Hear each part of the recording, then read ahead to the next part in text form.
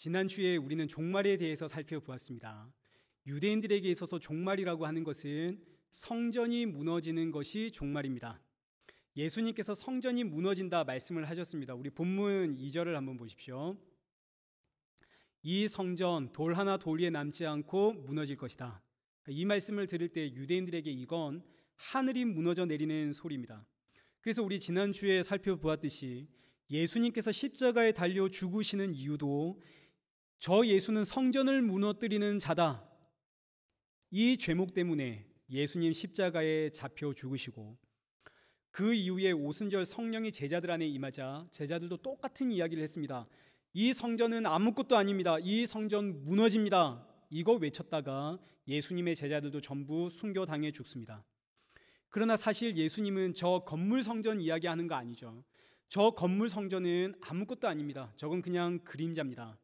예수님께서 말씀하시는 성전은 요한복음 2장 19절, 너희가 이 성전을 헐라. 21절, 예수는 성전된 자기 육체를 가리켜 말씀하신 것이라. 예수님은 참 성전이신 자기 육체를 가리켜서 하신 말씀인데 제자들과 사람들은 어떻게 알아듣나요? 저 건물 성전으로 알아듣습니다. 그래서 여기 22절에 기록된 것처럼 나중에 예수님이 십자가에 죽으시고 죽은 자 가운데서 살아나신 이후에야 제자들이 이 말씀을 기억하더라. 성령이 임하자 비로소 제자들이 이게 건물 성전을 이야기하는 것이 아니라 예수님이 성전이구나, 성전된 예수님의 죽으심, 이게 바로 종말의 시작이구나. 그래서 종말의 때에 제자들은 뭘 증거하냐면 오직 예수님만 증거합니다. 여러분 성경을 읽어보시면 압니다. 종말의 사도들은 오직 예수님만 증거합니다. 예수님뿐입니다. 많은 사람들이 종말과 죽음이라는 단어를 들으면 무서워하고 두려워합니다. 자, 이걸 이렇게 한번 생각해 보십시오. 아이들에게 자유시간을 주었습니다. 자유시간을 주었더니 아이들이 전부 제각각 자기 주머니에 있는 핸드폰 꺼내가지고 신나게 게임을 했습니다. 그러다가 선생님이 들어와서 자 이제 그만 정리하자라고 했더니 애들이 이럽니다. 이게 무슨 의미입니까? 싫다는 이야기죠. 그만두기 싫다는 이야기죠. 이 지금 아이들에게 핸드폰 게임 끝내라는 이야기는 종말입니다. 이 죽음입니다. 이게 얼마나 싫고 무섭고 두려운지 이러는 거죠. 반대로 아이들에게 자유시간은 주었습니다. 근데 핸드폰도 다 빼앗고 또 심지어 여기 모인 아이들이 전부 다 오늘 다 처음 보는 애들입니다. 그럼 이 아이들이 얼마나 써먹하겠습니까? 얼마나 그 시간이 지루한지 아이들 제발 이 자유시간 빨리 끝나서 선생님 들어와서 뭐라도 하고 싶을 거 아닙니까? 그래서 이 지옥 같은 한 시간 끝나고 선생님을 보니까 얼마나 반가운지 와 하고 함성을 질렀습니다. 자, 이게 바로 성도의 종말과 세상이 말하는 종말입니다. 지금 이 세상이 너무 신나고 재밌고 내 뜻대로 되고 하고 싶은 거 많은데 사고 싶은 것도 많은데 그게 다 지금 이루어지고 그러면 종말이라는 이야기는 이건 듣기가 싫습니다. 이건 무섭고 두려운 이야기입니다. 그러니 종말이 되기 전에 어떻게 내가 휴거해서 하늘로 올라갈까? 근데 반대로 저 하늘 본향을 사모하며 우리 주 예수 다시 오실 그날을 기다리는 성도, 이 세상이 재미없는 성도들에게 종말이란 너무너무 신나는 이야기입니다. 왜요? 종말은 예수님과 동행하는 시간이거든요. 종말이 오면 성도는 예수님과 동행을 합니다. 예수님 십자가에 죽으시면서 종말이 시작이 되었습니다. 종말이 시작될 때 누가 이 땅에 오셨나요? 성령님이 이 땅에 오셨죠. 예수의 영, 성령이 이 땅에 오셔서 성도들과 함께 하십니다. 그러니 이 역사 속에서 종말이 임하면 저와 여러분 안에 어느 날 예수의 영, 성령이 임하면 이게 종말이 시작이 된 겁니다. 그럼 이건 무서운 이야기인가요? 아니죠. 예수님과 함께하는 너무너무 신나는 이야기입니다. 이 신나는 이야기에 대해서 우리 지난주부터 살펴보고 있는데 오늘 본문 마태복음 24장 15절 보십시오. 너무너무 신나는 이야기입니다. 선지자 다니엘이 말한 바 멸망에 가증한 것이 거룩한 곳에 선 것을 보거든 그때 유대에 있는 자들은 산으로 도망가라. 멸망에 가증한 것이 거룩한 곳에 선 것을 보거든 도망가라. 이게 지금 종말입니다. 종말이 임하면 산으로 도망가라. 이 말씀이 예수님을 믿지 않는 사람들에겐 무섭고 두려운 말씀입니다. 종말이 오면 산으로 도망가야 돼. 그런데 예수님을 믿는 성도들에겐 지금 이 말씀이 너무너무 신나는 말씀입니다. 이건 정말 신나는 말씀인데 이게 어떻게 신나는 말씀이 될 수 있는가? 이거 우리 이제 오늘 살펴보려고 합니다. 15절 다시 보십시오. 그러므로 너희가 선지자 다니엘이 말한 바 멸망에 가증한 것이 거룩한 곳에 선 것을 보거든 읽는 자는 깨달을진저 그때 유대에 있는 자는 산으로 도망할지니라. 멸망에 가증한 것이 거룩한 곳에 선 것을 보았다면 도망가라. 자, 이 말씀은 선지자 다니엘이 했습니다. 그럼 이제 선지자 다니엘이 어떤 맥락 속에서 이런 말씀을 했는지를 살펴보아야 예수님의 이 의도가 뭔지를 정확하게 알 수 있을 거 아닙니까? 멸망에 가증한 것이 거룩한 것에 선 것을 보았다면 산으로 도망가라. 지금 이 말씀은 다니엘서 9장 25절에서 27절의 말씀을 요약한 내용입니다. 우리 한번 보시죠. 다니엘 9장 25절에서 27절. 그러므로 너는 깨달아 알지니라. 예루살렘을 증건하라는 영이 날 때부터 기름 부음을 받은 자 곧 왕이 일어나기까지 7이레와 62이레가 지날 것이요 62이레 후에 기름 부음을 받은 자가 끊어져 없어질 것이며 그가 장차 많은 사람들과 더불어 한 이레 동안의 언약을 굳게 맺고 그가 또 그 이레의 절반에 제사와 예물을 금지할 것이며. 이 말씀이 엄청 어렵습니다. 70이레라는 게 나오는데 70이레란 7이레가 나오고 62이레가 나오고 한 이레가 나오고 또 그 한 이레의 절반이 등장을 하고, 아이고야 어렵다. 이게 대체 멸망에 가증한 것이 거룩한 것에 선 것을 보았다면 도망가라. 이거랑 지금 무슨 의미가 상관이 있는가? 하나도 매치가 안 됩니다. 근데 지금 이 말씀을 가지고 종말을 이야기하시는 분들이 정말 너무너무 상상을 초월하는 그 주장들을 많이 펼치시는데, 일단 여기 기록되어져 있는 7이레와 62이레와 한 이레, 7이니까 7이죠. 7과 62, 62 그리고 마지막 1 이거 다 더하면 6 더하기 62 더하기 1은 뭡니까? 70이죠. 그래서 이걸 70이레라고 일단 부릅니다. 70이레는 세 개의 시대로 나뉘는데 첫째는 여기 25절에 기록되어 있는 것처럼 7이레, 둘째는 62이레, 마지막은 27절에 기록되어 있는 한 이레입니다. 이 한 이레는 또 반이레와 반이레로 구분이 되죠. 이레라고 하는 말은 곱하기 7을 뜻합니다. 여러분 지금 이거 잘 들으셔야 됩니다. 정말 잘 들으셔야 됩니다. 이레라는 말은 곱하기 7입니다. 한 이레라고 하는 말은 하나와 곱하기 7입니다. 이거 곱하면 몇입니까? 7이 되죠. 그래서 한 이레는 7년입니다. 70이레는 70과 곱하기 7입니다. 그럼 1은 몇 년입니까? 490년이 되겠죠. 그래서 7이레와 62이레와 마지막 한 이레, 그런데 이 마지막 남은 한 이레는 이 또 반이레와 반이레로 나뉘는데 이걸 이제 7년 대환란이라고 부릅니다. 마지막 남아있는 이 한 이레를 27절에 보니까 이 마지막 한 이레 7년 대환란을 반으로 나누니까 이걸 반으로 나누면 3년 반, 3년 반. 그래서 이걸 가지고 전 3년 반, 후 3년 반이라고 나누고, 후 3년 반에는 교회가 제사와 예물을 드릴 수 없는 교회를 향한 무서운 핍박과 환란이 시작이 되니까 이 무서운 후 3년 반이 오기 전에 우리 휴거되자, 이제 이런 이야기를 하시는 분들이 정말 많습니다. 저도 어릴 때 이런 이야기 들으면서 자랐거든요. 이런 이야기가 교회 안에 정말 많습니다.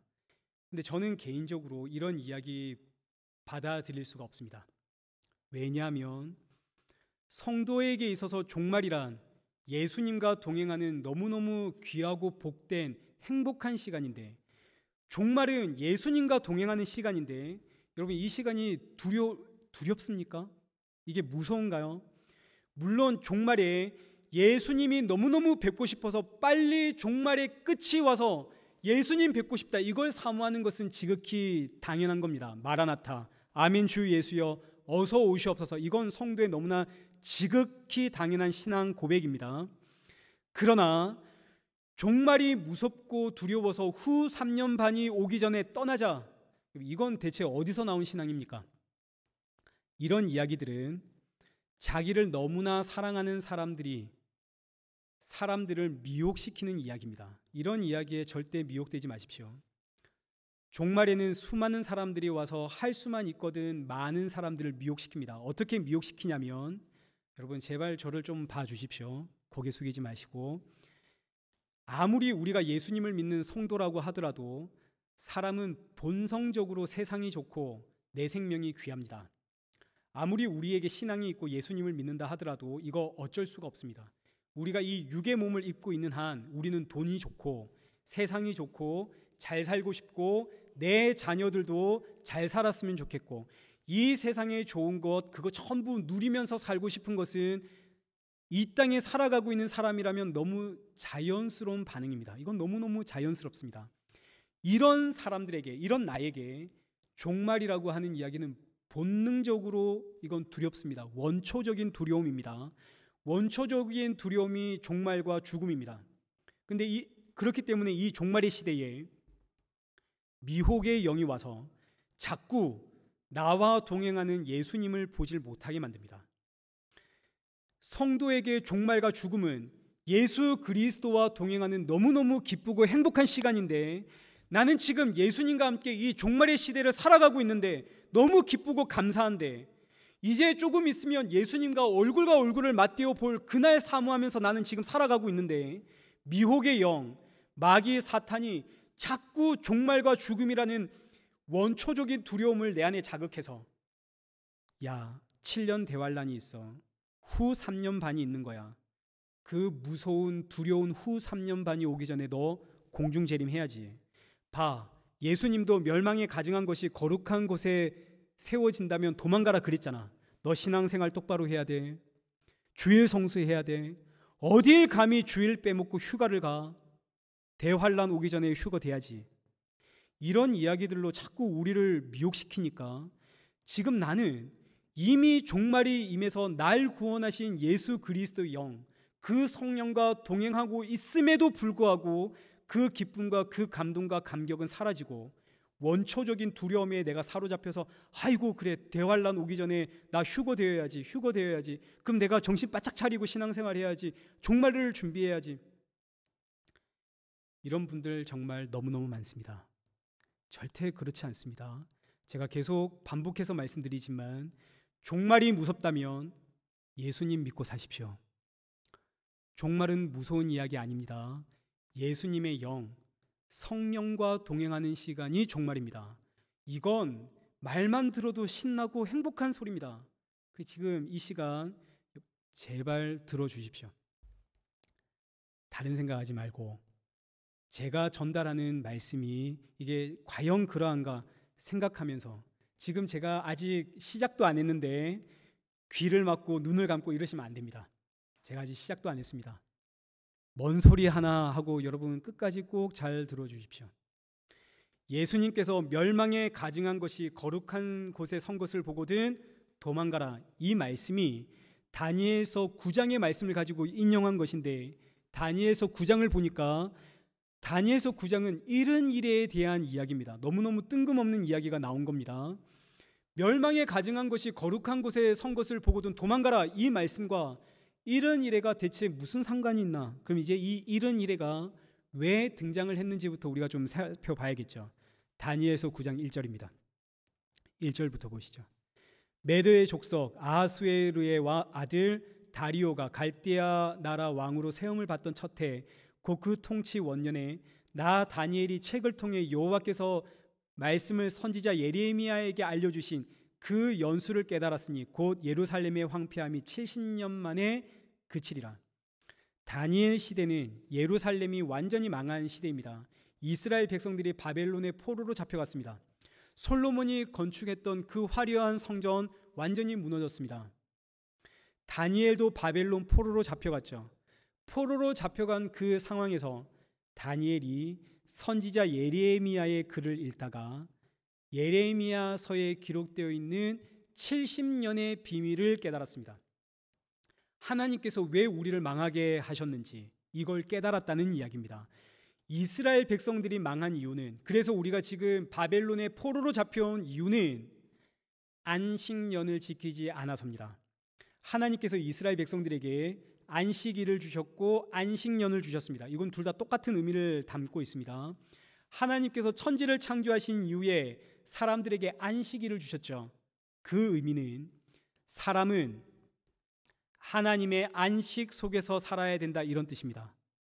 그런데 선악과 먹고 난 이후에 하나님께서 이스라엘 백성들에게 다시 안식일을 주시는데, 이때 안식일을 주신 의미는 달라집니다. 이때는 너희가 어떻게 구원을 받았는지, 너희가 어떻게 출애굽했는지를 기억해라라는 의미로 안식일을 주셨습니다.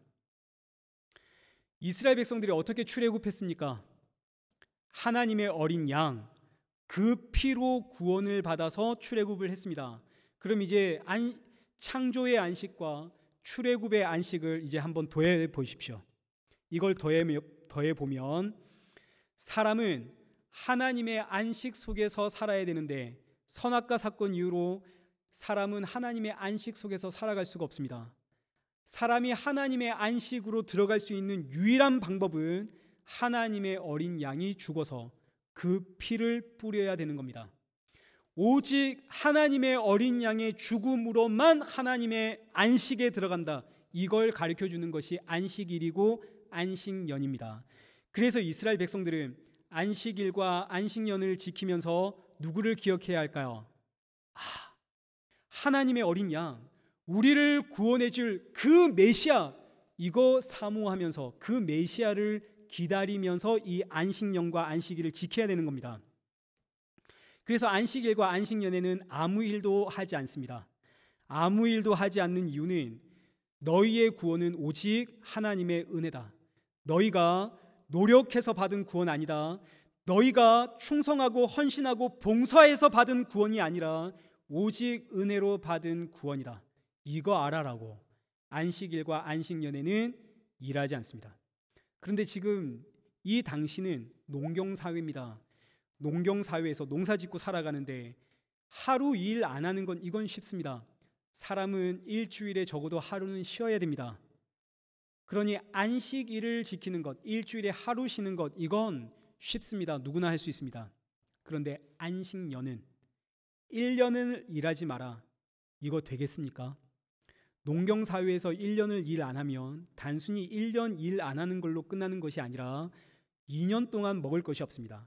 1년은 일을 안 하니까 먹을 것이 없고, 다음 해는 땅을 경작해서 농사를 지어서 농작물을 결실할 때까지 먹을 것이 없죠. 그러니 안식년이라고 1년을 쉬면 몇 년의 수입이 없나요? 2년의 수입이 없습니다. 쉴 수 있을까요? 없을까요? 농사라는 게 어떤 년은 흉년이 있을 수도 있고 어떤 일이 발생할지 모르는데 쉴 수 있나요? 없나요? 못 쉬죠. 그래서 이스라엘 역사 가운데 안식년을 지킨 적이 단 한 분도 없습니다. 이 말은 이스라엘 백성들은 단 한순간도 안식년이 상징하고 있는 하나님의 어린 양을 믿으며 살아본 적이 없다는 뜻입니다. 이게 바로 우상숭배입니다. 우상숭배란 하나님의 땅에서 하나님의 어린 양을 믿으며 살아가질 못하는 것이 우상숭배입니다. 하나님의 땅은 하나님의 어린 양을 믿음으로 살아야 되는데 하나님의 백성들이 하나님의 어린 양을 믿지 않으니까 하나님의 땅이 이 백성들을 토해버립니다. 그래서 역대하 마지막 장에 바벨론이 쳐들어와서 이스라엘을 멸망시켰을 때 이스라엘의 멸망을 이렇게 표현을 하는 겁니다. 역대하 36장 21절. 이에 토지가 황폐하여 땅이 안식년을 누림같이 안식하여 몇 년? 70년을 지냈으니 여호와께서 예레미야의 입으로 하신 말씀이 이루어졌다.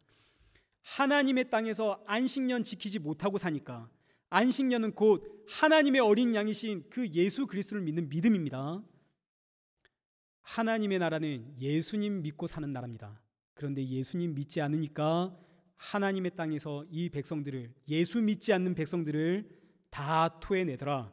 다니엘이 이것 깨달았습니다. 아, 그렇구나. 하나님의 땅은 어린 양을 믿는 믿음으로 사는 땅이구나. 이 믿음 없으면 토해내시는구나. 하나님이 이걸 깨달은 다니엘이 하나님 앞에 이제 회개 기도합니다. 3절, 내가 금식하며 베옷을 입고 죄를 덮어쓰고 주 하나님께 기도하며 간구하기를 결심하고. 다니엘의 기도를 우리가 충분히 짐작할 수 있겠죠. 약속의 땅은 어린 양을 믿는 믿음으로 사는 땅인데 그 믿음이 없어서 우리가 쫓겨났으니까 약속하신 70년 뒤에는 하나님 이 백성들이 어린 양 믿는 믿음으로 살아갈 수 있도록 인도해 주십시오. 이게 다니엘의 기도 아니겠습니까? 다니엘이 이 기도하고 있는데 갑자기 하나님의 계시가 다니엘에게 다시 임합니다. 20절을 한번 보십시오. 내가 이같이 말하여 기도하며 내 죄와 내 백성 이스라엘의 죄를 자복하고 내 하나님의 거룩한 산을 위하여 내 하나님 여호와 앞에 간구할 때 곧 내가 기도할 때 이전에 환상 중에 본 그 사람 가브리엘이 빨리 날아와서 저녁 제사를 드릴 때쯤에 내게 이르더니 22절, 내게 가르치며 내게 말하여 이르되 다니엘아 내가 이제 내게 지혜와 총명을 주려고 왔느니라. 그런즉 너는 이 일을 생각하고 그 환상을 깨달을지니라. 지금 다니엘이 70년의 비밀을 깨닫고 이제 하나님 앞에 기도하고 있는데 천사 가브리엘이 와서 다니엘에게 뭘 지금 전해주나요? 지혜와 총명을 전해줍니다. 지혜와 총명을 주는 이유는 지혜와 총명이 임해야만 하나님이 주시는 환상, 다른 말로 하나님의 계시를 깨달을 수 있기 때문에. 그럼 이제 지혜와 총명은 무엇이고 하나님의 계시는 무엇인지 우리 그거 알아야겠죠. 구약은 우리가 잘 알듯이 그림자입니다. 신약에 가서 지혜와 총명, 하나님의 계시 이게 뭔지를 우리가 살펴봐야 됩니다. 에베소서 1장 17절을 한번 보십시오. 우리 주 예수 그리스도의 하나님 영광의 아버지께서 지혜와 계시의 영을 너희에게 주사 하나님을 알게 하시고. 지금 이 말씀을 보니까 지혜와 계시의 영은 누구를 의미하나요? 성령 하나님을 의미하는 거죠. 성령 하나님, 다른 말로 예수의 영이 임하면 하나님의 계시, 성경을 깨달을 수가 있답니다. 그럼 이제 계속 한번 보시죠. 지혜와 계시의 영이 임해서 성령이 임하면 성경이 어떻게 보이는가? 18절, 성령이 임하면, 지혜와 계시의 영이 임하면 너희 마음에 눈이 밝아지고 부르심의 소망이 무엇인지, 성도의 기업과 그 영광의 풍성함은 무엇인지, 그 힘의 위력으로 우리에게 베푸신 지극히 큰 능력이 무엇인지 그거 알게 된답니다. 그게 뭡니까? 20절, 그의 능력이 그리스도 안에서 역사하사 죽은 자들 가운데서 다시 살리시고 하늘에서 자기의 오른편에 앉히사 모든 통치와 권세와 능력과 주권과 이 세상뿐 아니라 오는 세상에 일컫는 모든 이름 위에 뛰어나게 하시고. 22절, 또 만물을 그의 발 아래에 복종하게 하시고 그를 만물 위에 교회의 머리로 삼으셨느니라. 자, 이게 전부 누구에 대한 이야기입니까? 전부 예수님에 대한 이야기죠.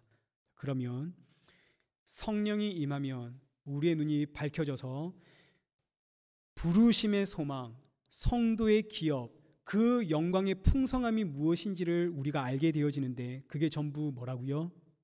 예수님, 예수 그리스도. 성령이 임하면 성도의 눈이 밝아집니다. 성도의 눈이 밝아지면 누가 보인다고요? 예수 그리스도. 성도의 소망이 누구인 걸 깨닫는다고요? 예수 그리스도. 성도의 기업이 뭡니까? 예수 그리스도. 성도의 영광은 뭡니까? 예수 그리스도. 지혜와 계시의 영이 임하면 이 성경 66권에서 누가 보이고?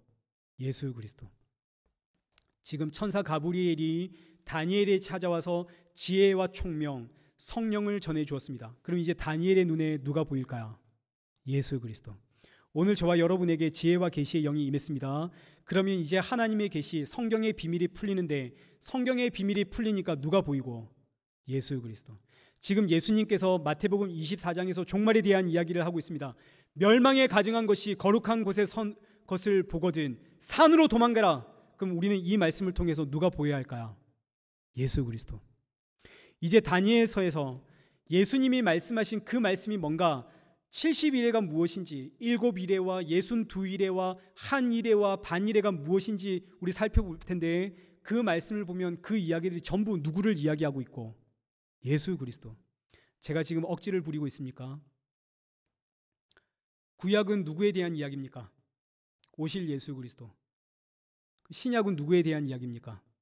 오신 예수 그리스도, 그리고 다시 오실 예수 그리스도. 신구약 66권 전체를 통해서 우리 누가 보여야 당연한 건가요? 예수 그리스도. 이제 이런 일에 대해서 살펴볼 텐데 이런 일에가 누굴 증거하고 있나요? 예수 그리스도. 무슨 휴거 이야기하고 그런 이야기가 아닙니다. 다 예수님에 대한 이야기입니다. 마지막 남은 한 이래를 7년 대환란으로 보고 이거 전 3년 반, 후 3년 반으로 구분해서 우리 휴거하자. 이런 종말의 프로그램 이야기하고 휴거 이야기하면 우리의 원초적인 두려움 자극하고 이러면 이거 진짜 지혜와 계시의 영이 임한 사람들의 이야기 맞습니까? 미혹의 영이 임한, 미혹시키는 자들은 할 수만 있다면 성도를 예수님께로부터 떨어지게 합니다. 그러나 예수님은 자기 백성을 놓지 않으시기에 미혹하는 자가 끊임없이 미혹해도 예수님으로부터 떨어지지 않습니다. 잠시 혹할 수는 있습니다. 와, 그렇구나. 그런데 금세 예수님의 십자가로 예수님께로 돌아오게끔 되어져 있습니다. 70년의 비밀을 깨닫고 기도하는 다니엘에게 천사 가브리엘이 지혜와 총명을 주었습니다. 그리고 나서 바로 이어지는 말씀이 이른 일에 대한 이야기입니다. 이제 24절 보십시오. 24절.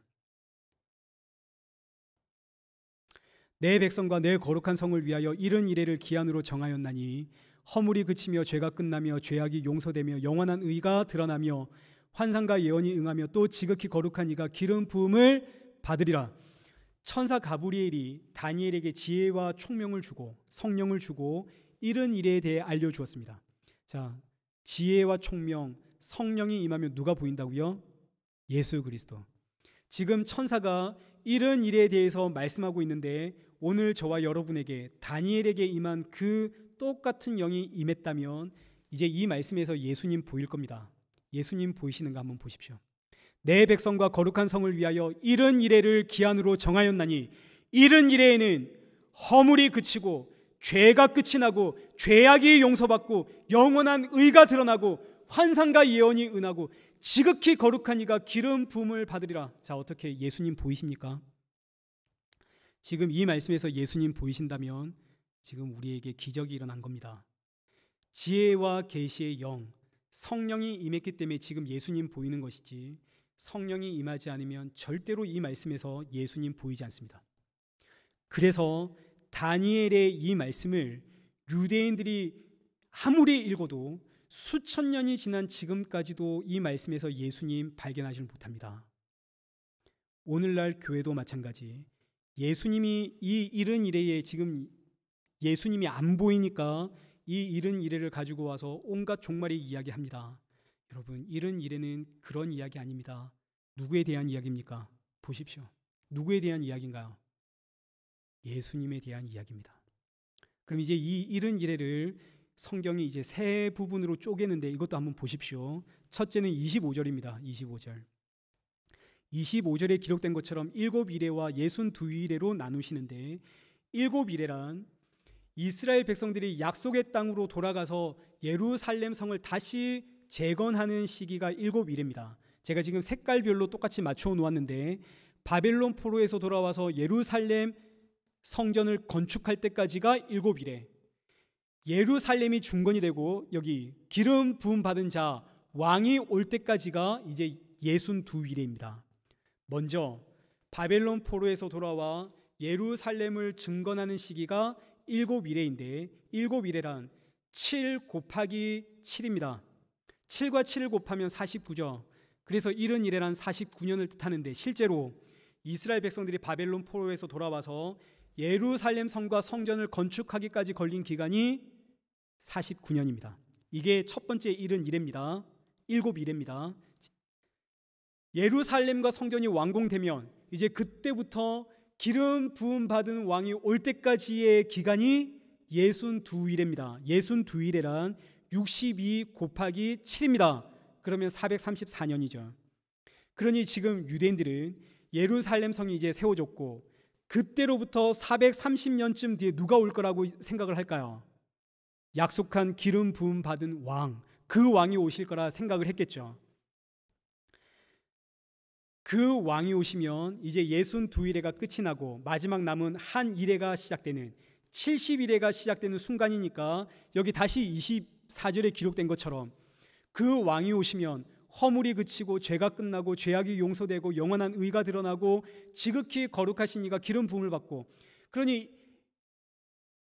이른 이래, 62일회가 끝날 때, 이른 이래가 시작될 때, 마지막 한 일회가 시작될 때, 그때 다윗과 같은 그 메시아가 온다. 예수님 오실 그때가 다니엘이 예언한 그 62일회가 끝나는 시점입니다.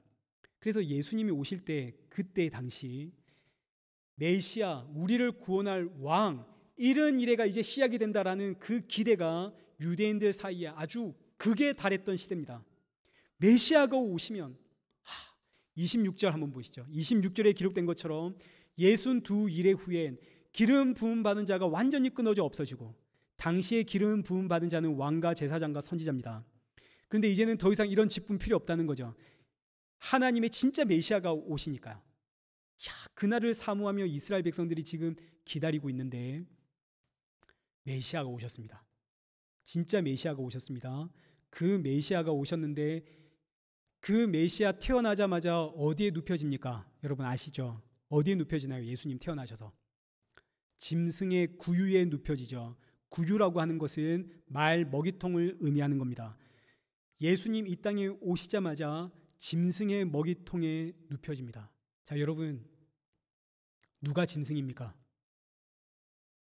아담과 하와 이후로 하나님으로부터 끊어진 저와 여러분이 전부 짐승입니다. 예수의 영, 성령이 없으면 우리가 아무리 신사처럼 보여도 우리가 전부 짐승입니다. 짐승은 반드시 메시아의 살과 피를 먹고 마셔야만 사람이 됩니다. 이게 바로 성찬입니다. 나의 살을 받아 먹으라, 나의 피를 받아 마시라. 그래서 예수님 태어나자마자 짐승의 구유, 태어나자마자 짐승의 먹이통에 눕혀지는 거 아닙니까? 나의 살과 피를 먹고 마시라고, 이 짐승들을 위해서.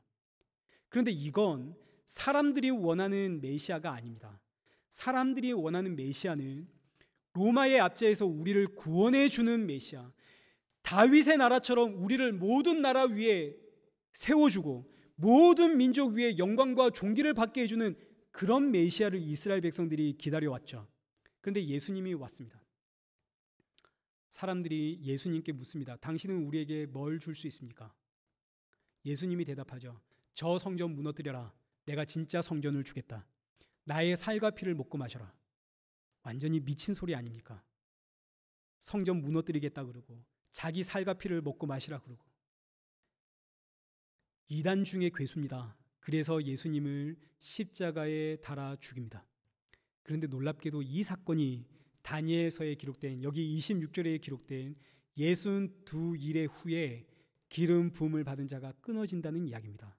62일의 끝에 예수님이 이 땅에 오셨습니다.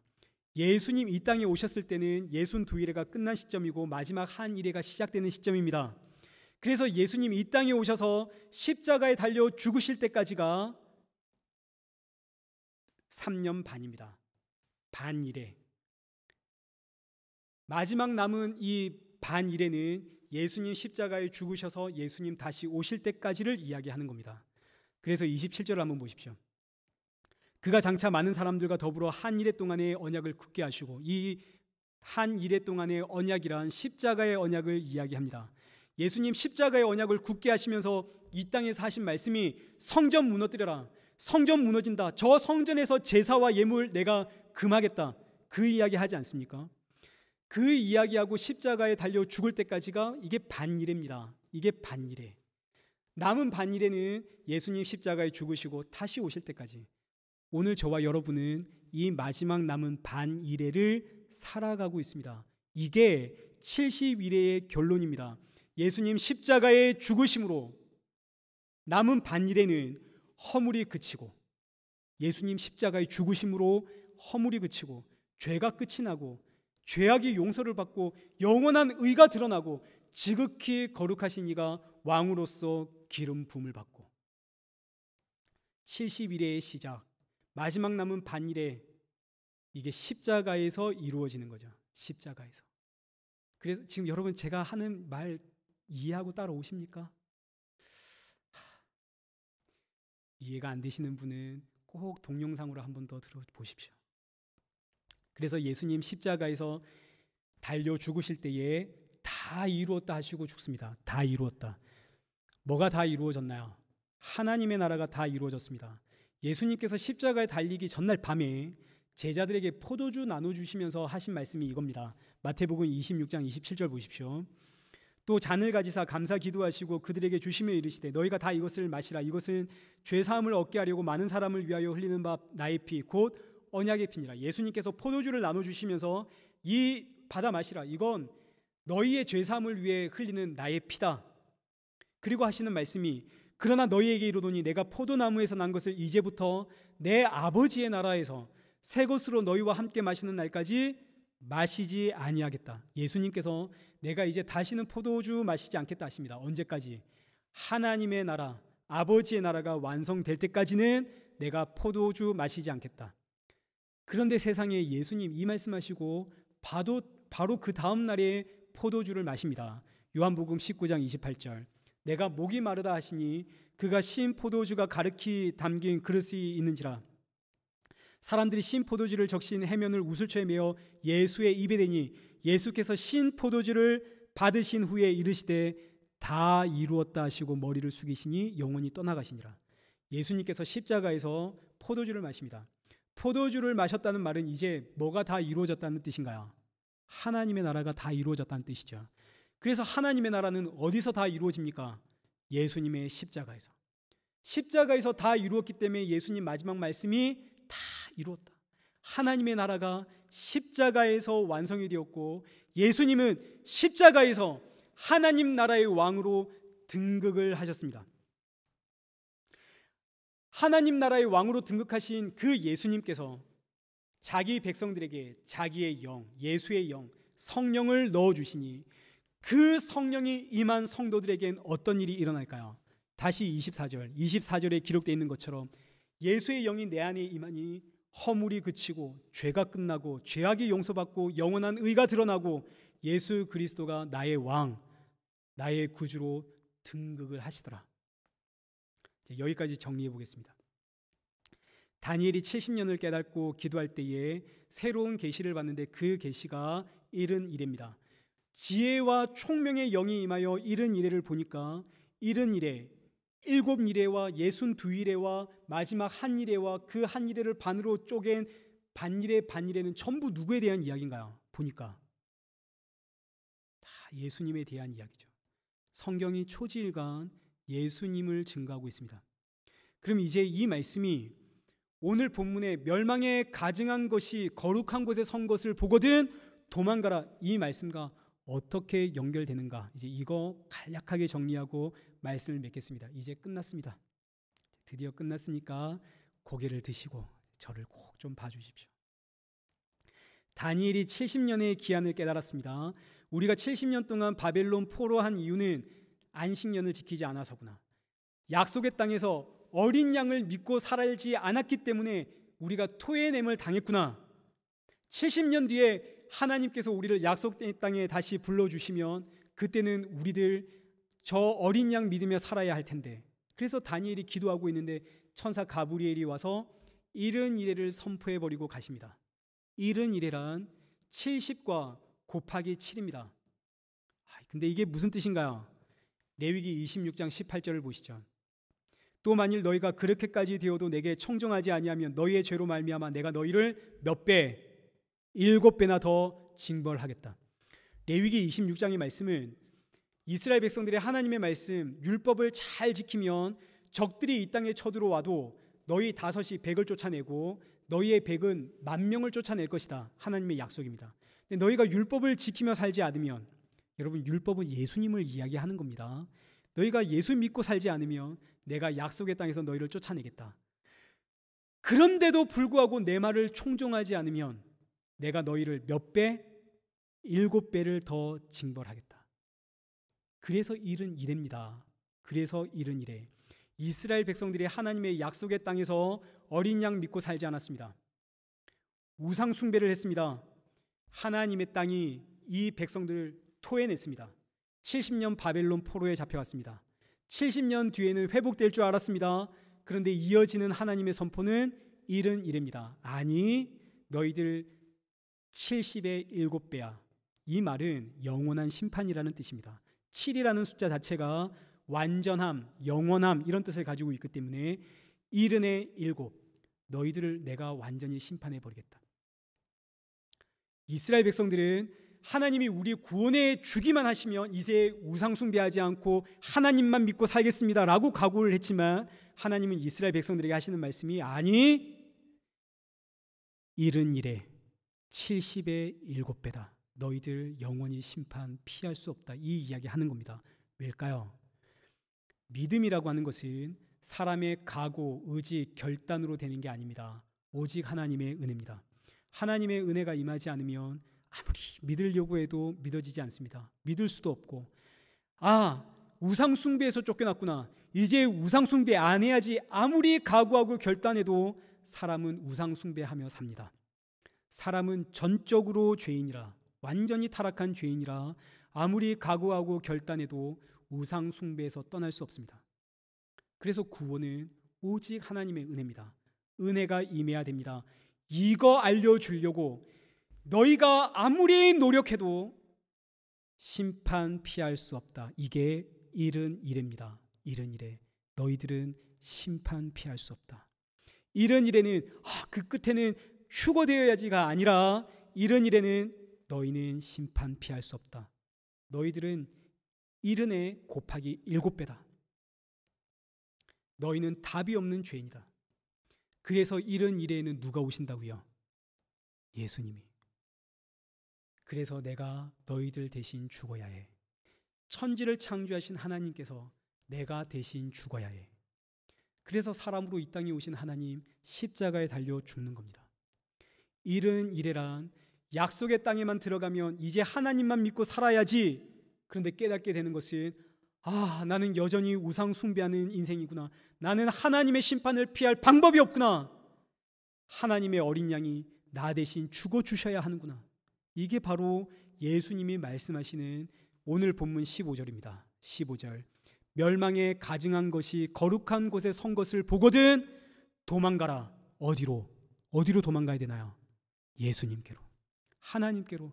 널 구원하기 위해 이 땅에 오신 하나님께로 도망가라. 70일입니다. 70일에 누가 오신다고요? 하나님. 그 하나님이 예수 그리스도. 멸망에 가증한 것이 거룩한 곳에 선 것을 보거든 70일에 예수님께로, 하나님께로 도망가라. 고린도전서 3장 16절. 너희는 너희가 하나님의 성전인 것과 하나님의 성령이 너희 안에 계시는 것을 알지 못하느냐. 하나님의 성령이 임한 성도가 성전입니다. 저와 여러분이 성전입니다. 성전은 거룩한 것 아닙니까? 근데 이 거룩한 성전 안에 멸망에 가증한 것들이 세워집니다. 골로새서 3장 5절. 우상 숭배는 뭐가 우상 숭배인가요? 탐심이 우상 숭배입니다. 와, 저거 맛있겠네. 와, 저거 예쁘네. 이게 전부 탐심 아닙니까? 거룩한 성전 안에 탐심이 세워집니다. 그걸 깨달은 성도는 어디로 가야 된다고요? 예수님께로 도망가라. 도망가라, 도망가라. 어디로? 예수님께로. 얼마나 감사하고 얼마나 신나는 복음인가요? 예수님이 오지 않았다면 우리는 답이 없습니다. 70일에가 없었다면 우리는 영원한 심판을 피할 방법이 없습니다. 70일에, 그것도 그 마지막 남은 반일회를 살아가는 저와 여러분, 탐심이 보일 때마다 우리는 도망갈 피난처가 있습니다. 누군가요? 어디로? 십자가에 죽으신 예수님께로. 얼마나 신나는 복음인가요? 이거 너무 신나는 이야기입니다. 70일에, 반일에, 이런 이야기들은 너무너무 신나는 이야기입니다. 우리에겐 피난처가 있다는 이야기거든요. 여기 탐심 없는 분 한번 손 들어 보십시오. 탐심이 없는 분. 저도 돈 사랑합니다. 돈 저 얼마나 좋아하는지 모릅니다. 돈 좀 주십시오. 명예도 좋아하고 힘도 좋아합니다. 가지고 싶은 것도 얼마나 많은지 말도 못합니다. 저는 하나님의 심판 피할 방법이 없습니다. 그런데 세상에 이런 제가 이 마지막 때에 반일회에 태어난 것이 얼마나 감사한지, 이 종말의 시대에 태어난 게 제가 얼마나 감사한지, 제 안에 탐심이 보일 때마다 저는 피할 곳이 있습니다. 어디로요? 예수님께로요. 예수님께로 피하면 이런 제가 구원을 받습니다. 마지막 반일회에는 휴거되자 이런 이야기 아닙니다. 반일에는 감사합니다. 예수님이 계십니다. 그래서 오늘 본문 15절 다시 15절에 선지자 다니엘이 말한 바 멸망에 가증한 것이 거룩한 곳에 선 것을 보거든 내 안에 탐심이 있는 것을 보거든 산으로 도망가라. 유대인들에게 산이란 신의 산입니다. 하나님이 거하시는 산, 하나님께서 율법을 주신 산, 그 산으로 도망가라. 이 말은 예수님께로 도망가라는 이야기입니다. 멸망에 가증한 것이 거룩한 것에 세워진 것을 보거든 예수님께로 도망가라. 얼마나 신나는 말씀입니까? 예수님께로 가기만 하면 됩니다. 주 예수를 믿으라. 그리하면 너와 내 집이 구원을 받으리라.